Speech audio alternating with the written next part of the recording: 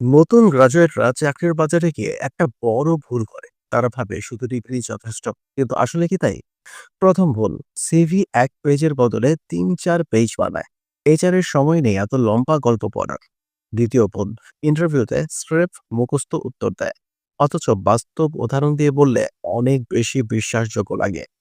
তৃতীয় ভুল, তারা ভাবে শুধু রেজাল্ট ভালো মানেই চাকরি পাকা, অথচ কমিউনিকেশন আর প্রবলেম সলভিং স্কিল অনেক বেশি কাজে লাগে। চতুর্থ ভুল, নেটওয়ার্কিং করে না, অথচ একটা রেফারেল কখনো কখনো ১০০টা অ্যাপ্লাই করার থেকেও বেশি মূল্যবান হয়। আর পঞ্চম ভুল, ধৈর্য হারিয়ে ফেলে।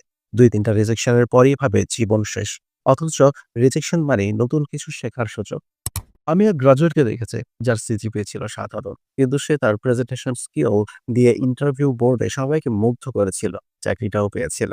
তাই মনে রাখুন, ডিগ্রি দরকার, কিন্তু স্কিল, যোগাযোগ আর ধৈর্য ছাড়া বাজারে টিকে থাকা সম্ভব না। আপনি যদি চান নিজের ক্যারিয়ারকে শক্ত ভিত্তিতে দাঁড় করাতে, তবে আজ থেকেই এই ৫টা ভুল এড়িয়ে চলুন। আর হ্যাঁ, যদি ভিডিওটা কাজে লাগে, একটা লাইক দিন আর শেয়ার করে আপনার বন্ধুদেরও ভুলগুলো এড়াতে সাহায্য করুন।